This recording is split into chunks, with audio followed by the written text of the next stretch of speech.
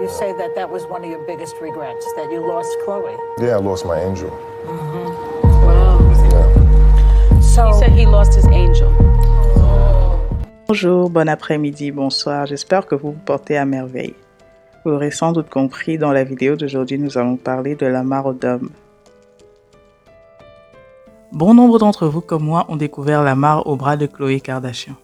Leur histoire a fait les gros titres pour tout un tas de raisons et bien qu'ils aient été les stars d'une télé-réalité à leur nom, il y a bien des choses qui ont échappé à l'œil du public et c'est précisément ces détails qui feront l'objet de cette vidéo.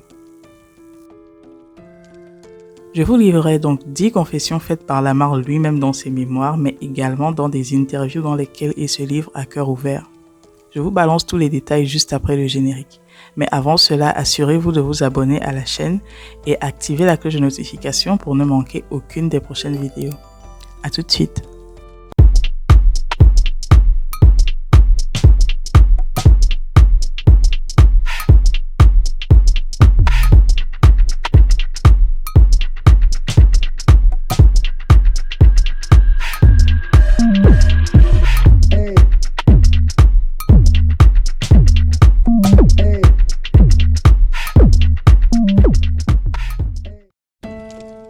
Lamar Odom est né en 1979 dans un contexte familial très difficile. Son père est accro à la drogue et sa mère est morte de suite d'un cancer du côlon quand il avait juste 12 ans. C'est dire que Lamar n'a pas vécu une enfance tout à fait rose du côté du Queens à New York. Vous allez sans doute vous demander pourquoi je vous parle de son enfance. N'appuyez pas sur l'avance rapide. Je vous rassure, je ne vais pas vous faire une longue biographie sur Lamar Odom. Je me suis juste permise de vous faire ces 2 lignes, pensant que ça pourrait peut-être expliquer les prochaines révélations sur sa vie. Revenons-en donc au fait.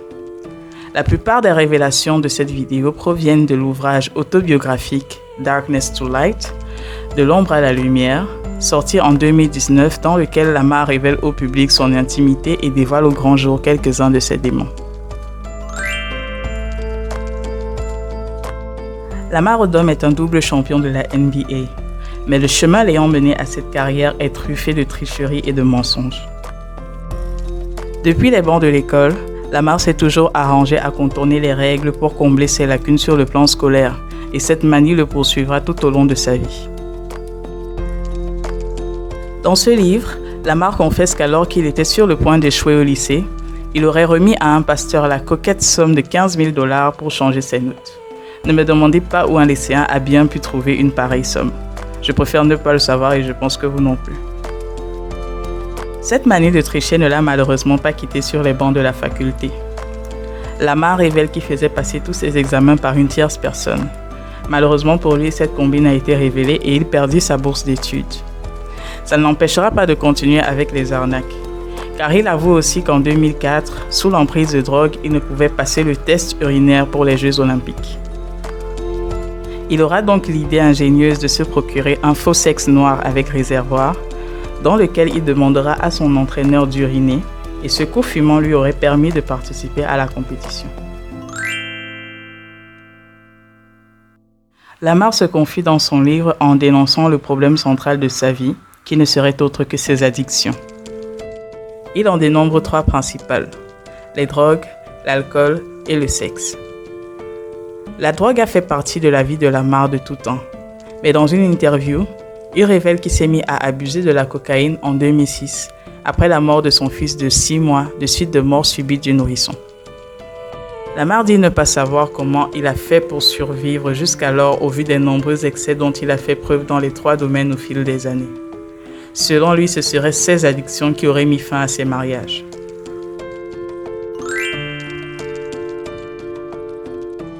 On va se passer de définition ici, honnêtement. Si vous ne savez pas de quoi il s'agit, je vous invite à attendre patiemment le 4e point.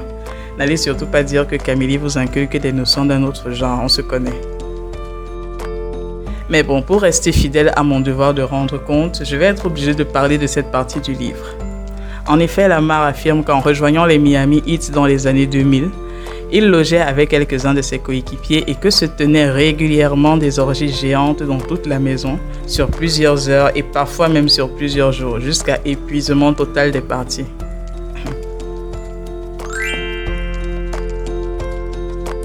Vous allez très certainement vous dire que je me répète, mais il est nécessaire de faire un point sur cette addiction pour pouvoir l'examiner de plus près. En effet, Lamar explique que son addiction au sexe résulte du fait d'avoir perdu sa maman très jeune. Il dit avoir toujours été désespérément à la recherche de l'amour sans jamais pouvoir le trouver.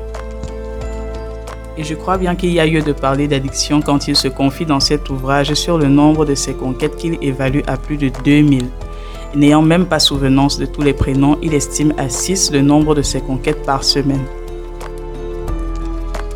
Il confesse également ne pas avoir eu la meilleure hygiène de vie durant ses rapports qui étaient pour la plupart non protégés. Il s'est ainsi rendu coupable de centaines d'avortements au fil des années, ce qu'il dit regretter. Vous l'aurez compris, Lamar a eu une vie bien remplie. Et si vous êtes en train de vous demander si c'est pour le saboter, je tiens à vous rappeler que ce sont des révélations qu'il a lui-même faites dans son livre. Et nous n'en sommes même pas encore à la moitié.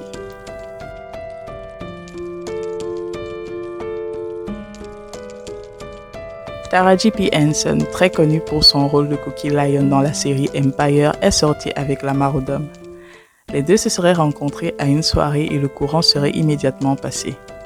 Ils auraient par la suite entamé une relation discrète, mais au moment même où cette dernière commençait à lui accorder sa confiance et aurait décidé qu'ils s'affichent ensemble plus sérieusement, les démons de notre étalon l'auraient rattrapée de plus belle et l'actrice l'aurait quittée sans ménagement suite à une tromperie. Dans son livre, Lamar émet clairement des regrets suite à cette histoire. Il dit « Dieu m'a donné une chance inouïe et je l'ai gâchée. Je me suis senti coupable d'avoir eu cette obsession du sexe à tout va. »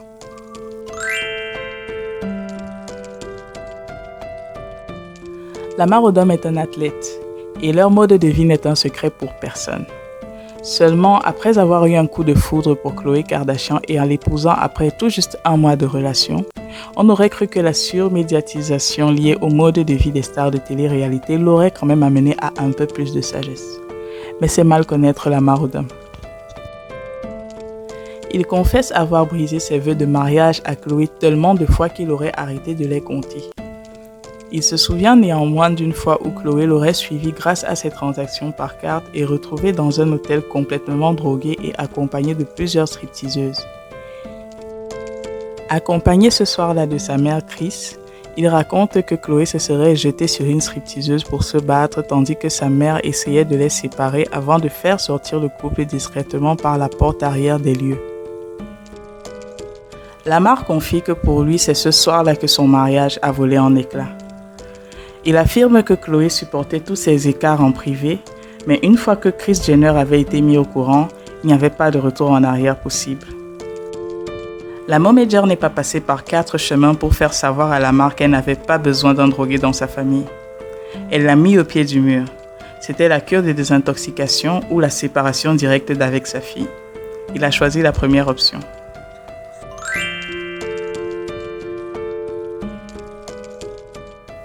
Lamar se confie sur ce soir où, sous l'emprise d'un cocktail de drogue dure, il s'en est pris physiquement à Khloé.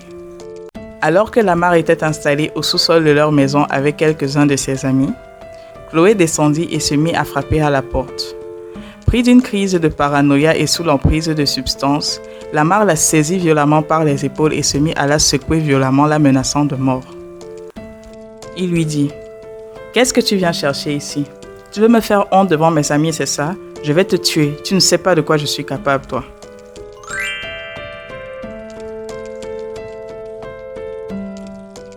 En 2015, Lamar Odom a été retrouvé inconscient dans une maison close du Nevada. La cause officielle annoncée est une surdose de cocaïne, d'alcool et d'autres substances. Il a été plongé dans un coma qui a duré 3 jours. Par la suite, les médecins rapporteront qu'il a survécu à 12 AVC et 6 arrêts cardiaques durant ce coma. Son état était si critique que les médecins ont demandé à ses proches de faire les préparatifs nécessaires à son enterrement. Mais contre toute attente, Lamar s'est réveillé, avec à son chevet une Khloé attentionnée qui avait mis une pause à la procédure de divorce pour pouvoir être sûre de prendre les décisions médicales appropriées et lui apporter les soins nécessaires pour qu'il puisse recouvrer la santé. Lamar remercie dans son livre toute la famille Kardashian de l'avoir assisté dans cette épreuve, ainsi que tous ses beaux-frères particulièrement Kanye, qu'il dit être venus chanter pour lui pour l'aider à recouvrer la santé et le moral. Assez parlé du bouquin. Parlons maintenant de confessions plus récentes de Lamar Odom.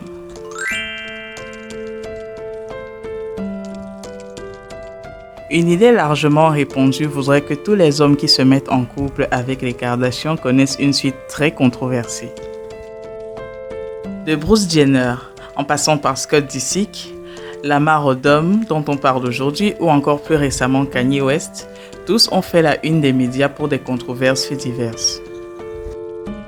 C'est ce que les médias ont choisi d'appeler la malédiction Kardashian. Et Lamar s'exprime à ce propos lors d'une interview pour la chaîne YouTube Vlad TV de façon très claire. Selon lui, c'est stupide de croire à ça. Il dit « Tout le monde passe par des moments difficiles.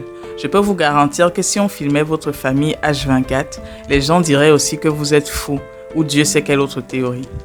On verrait tout le sexe dans votre vie, la drogue et autres.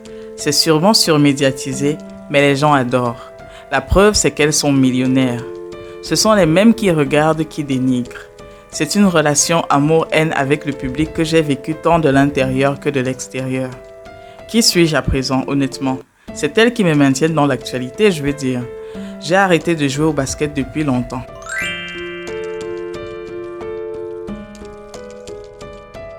Je vous l'accorde, ce dernier point est une affirmation purement personnelle, parce qu'il ne le dit nulle part. Mais je vous ferai part de mes observations et vous pourrez en commentaire me donner votre avis sur la question. Yeah, you say that was one of your biggest regrets, that you lost Chloe. Yeah, I lost my angel. Wow. Yeah. So, He said he lost his angel. Vous avez tous entendu cet extrait. On n'a pas besoin de l'expliquer. Continuons. Plus récemment, en 2021, Lamar est venu commenter une photo de Chloé sur Instagram disant qu'elle est hot. C'est ma traduction. Vous pouvez traduire autrement, mais je trouve que ce n'est pas très approprié. Enfin bref. Plus sérieusement, Lamar est venu avec son commentaire bien salace, plein d'émojis suggestifs sous la photo de Chloé et Tristan Thompson, son loverboy de l'époque, a pris la mouche et s'est empressé de lui répondre en le menaçant de manière à peine voilée.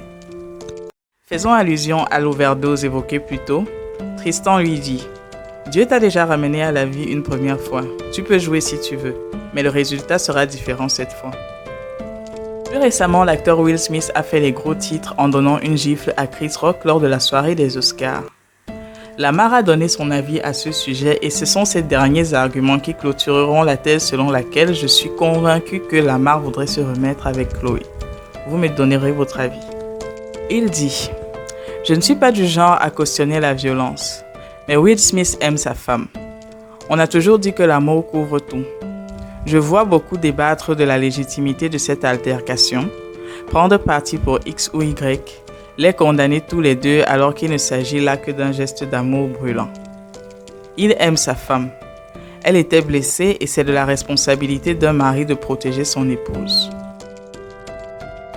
C'est ce qu'il a promis devant Dieu. Et il nous doit zéro explication pour avoir choisi de donner ce coup de poing à Chris Rock. Il a fait ce qu'un époux est appelé à faire. Protéger sa femme de tout ce qui pourrait lui causer de la peine. Il termine en disant « Si j'avais protégé ma femme contre qui voulait lui faire du mal mentalement, émotionnellement et spirituellement, je serais sans doute toujours marié. Prenons ceci comme un enseignement. Apprenons à dresser des limites. Apprenons à être humbles. Apprenons à pardonner au lieu de nous murer dans le jugement sans arrêt. » Bien sûr, Lamar a été marié 2 fois et vous me direz qu'il ne cite à aucun endroit le prénom de Chloé. Mais il est clair qu'il s'agit d'elle dans la mesure où il n'a jamais fait de déclaration publique sur sa première épouse qui déteste l'attention des médias. Encore une fois, je le précise, je ne fais là que donner mon avis. À votre avis, c'est de l'amour ou pas? Pensez-vous après ces révélations que Chloé devrait se remettre avec Lamar? J'attends vos avis en commentaire et n'oubliez surtout pas de laisser un j'aime à la vidéo. À très bientôt pour une nouvelle vidéo.